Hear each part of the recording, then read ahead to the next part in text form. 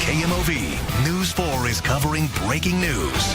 And $1.5 million of your dollars down the drain. The city of St. Louis stuck in the last century after a bad deal. Tonight, News 4 investigates. Well, we're sure you could do a lot with $1.5 million, but the city of St. Louis got nothing for its $1.5 million investment. Tonight, News 4 investigates your money being flushed away. Why, for years, checks were signed for a modernization program, but the old way remains. $1.5 million of your tax money down the drain. The city of St. Louis paid for a computer system they never received. Investigative reporter Lauren Traeger discovered this waste of money and took her questions to City Hall. From dial-up internet to the pager. They gave to the beeper. Even cell phones. And you can use your cellular phone to order me a pizza. We know all too well that technology gets outdated. Take this computer software system, for example. It's from the days of old, 40 years old, in fact, but it's still in use as the primary accounting system at St. Louis City Hall. It's archaic, clunky, and requires some departments to still do work on carbon paper. But through public records requests, News 4 Investigates has learned the city tried to change all that. But what happened instead, some people say, was a huge waste of your money. It's very unfortunate. Curtis Kalin is with the group Citizens Against Government Waste. After we combed through piles of public documents, we showed them to Kalin and his team. Way back in 2012, the city entered into a contract for a new state-of-the-art software system. But Kalin says the whole process had problems. The city picked the wrong company, they agreed to a flawed contract, and they waited too long to fix it.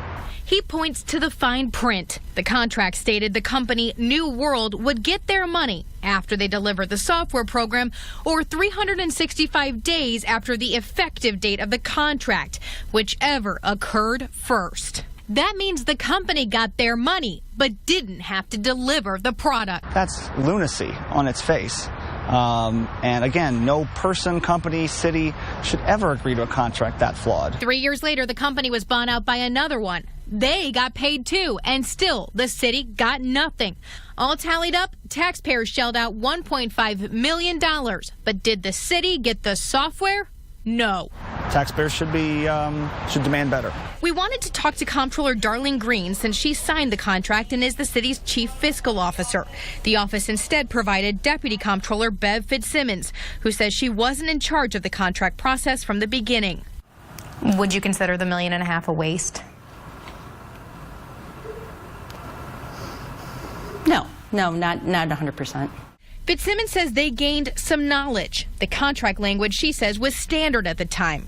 We asked about why it took so long to figure out things weren't working. There was a lot of stops and starts in it. You know, if we hit a stumbling block, we may pull back, or we may get busy in the office and kind of hold back for a month or two. And whether the city should do things differently in the future.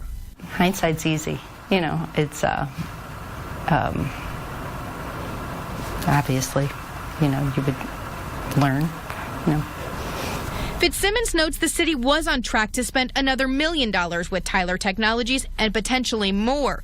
So in November last year, 4 years after it was signed, they decided to just terminate the contract. I truly believe the city made the right choice in terminating, saving the extra $1 million, and we'll move forward and put a good product out there eventually.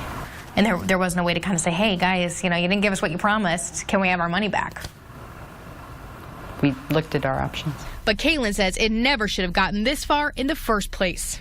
But it feels like they agreed to something they didn't fully understand, and that's the unfortunate part.